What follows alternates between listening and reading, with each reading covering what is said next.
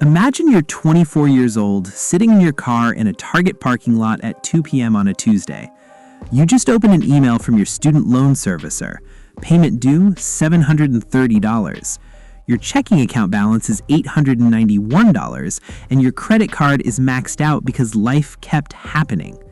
You have a bachelor's degree that cost $95,000, you have the job that required the degree, and you are sitting in a parking lot doing mental math to figure out if you can afford groceries this week. This is not what they told you college would be like. We have been brainwashed since childhood to believe that a 4-year degree is the ultimate guaranteed ticket to wealth. But here's the statistic that should be printed on the front of every college application. 28% of bachelor's degree programs actually deliver a negative return on investment. Nearly 1 in 3 degrees leave students financially worse off than if they had just started working at 18. My name is Henry, and today we are going to completely destroy the traditional college narrative. I'm going to show you how a $95,000 degree can put you over $200,000 behind a peer who skipped college, and why modern universities operate less like schools and more like predatory hedge funds. Let's rewind to when you were 17. You're sitting in a guidance counselor's office looking at glossy brochures of smiling, debt-free students sitting on perfect green lawns. You are handed a sales pitch. College is an investment in your future. You can't succeed without it. The debt is worth it because you'll make it all back. So you sign the papers. You take on the loans. But the game changed and the advice didn't. Since 1980, the cost of college has increased by 155% in real terms, vastly outpacing almost everything else in the economy. The average total cost of attendance for 4 years at an out-of-state public university is $185,000, and a private university is around $230,000.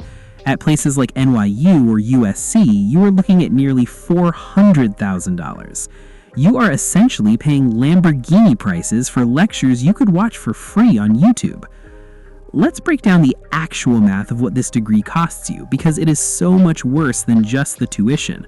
College doesn't just cost the money you borrow, it costs you 4 years of not earning money. An 18-year-old working full-time makes about $30,000 a year. Over 4 years, that is $120,000 in lost wages. You add that $120,000 of lost income to the $95,000 in student loan debt you took on, and your real cost for that degree is $215,000. If you had taken that $215,000 equivalent and invested it in an index fund at age 18, it would be worth $1.7 million by the time you turned 40. You didn't just buy a piece of paper, you traded potential millionaire status for a payment plan. Now, let's compare you to the peer who didn't buy the lie. Instead of going to college, they enter a 3-year HVAC apprenticeship or an electrical trade. They don't pay to learn, they get paid to learn, starting around $18 an hour and finishing at $32 an hour. By age 23, they are making $80,000 a year with 0 student debt. Meanwhile, the college graduate is just starting their first job at 22, making $50,000 a year, and dragging a $100,000 anchor of debt behind them. By age 30, the tradesperson or the tech worker who got a $300 Google Cloud certification is easily $100,000 to $200,000 ahead financially. They are buying houses and building equity, while the college graduate is sitting in a Target parking lot wondering how to afford groceries. So why is college so expensive now? Because universities are no longer just educational institutions. They are hedge funds with lecture halls attached. Between 1993 and 2007, universities increased their administrative staff by 39%, while teaching staff only grew by 18%. They are hiring bureaucrats twice as fast as teachers. But the real crime is the amenities arms race. LSU built a 536-foot lazy river shaped like the letters LSU and funded it by raising student fees by 20%. The University of Missouri spent $36 million on a recreation complex featuring a lazy river inspired by the Playboy Mansion. USC spent $700 million on a neo-Gothic village. They are building luxury resorts and calling it education. And they can do this because of the federal student loan system. The government guarantees that 18-year-olds can borrow virtually unlimited amounts of money. Because the money is guaranteed, universities face zero pressure to control their costs. They get to raise tuition to build water parks, maximize their revenue, and transfer 100% of the financial risk onto the shoulders of teenagers. But what about the promise that college graduates earn 75% more over their lifetime? That is the favorite statistic of every university marketing department, and it is incredibly misleading. That average includes the MIT computer science graduate making $150,000 at Google, mashed together with the drama major making $38,000 serving coffee. A computer engineering degree from Princeton has a positive $7 million lifetime ROI. A drama degree from USC has a negative $540,000 lifetime ROI. You are paying $500,000 to end up worse off than if you never went. Furthermore, 52% of college graduates are underemployed 1 year after graduation, meaning they are working jobs that never required a degree in the first place.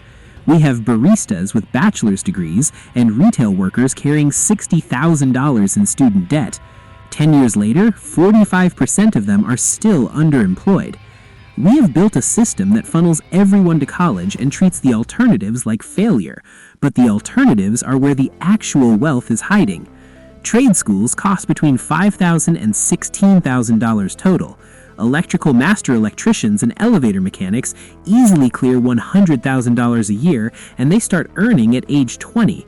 Coding boot camps cost around $13,500. An AWS Solutions Architect certification costs $300 and can unlock salaries of $130,000. The market values rare, useful skills, not just expensive paper.